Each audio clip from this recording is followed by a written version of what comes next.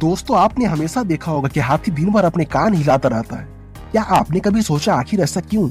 असल में हाथी अपनी विशालकाय शरीर की गर्मी को कानों के जरिए बाहर छोड़ता है। ये काम हाथी के कानों की कोशिकाएं करती है और यही वजह है कि अफ्रीकन हाथियों के कान और बड़े होते हैं, क्योंकि वहाँ गर्मी भी ज्यादा पड़ती है। क्या आप हाथियों की आंख में लगातार आंसू निकलते हुए देखें? हाथियों की आंख में एक तरल पदार्थ की सप्लाई होते रहती है, क्योंकि ये तरल पदार्थ इनकी आंखों को नम रखता है, जिससे आंख की पुतलियां आसानी से हिला सके।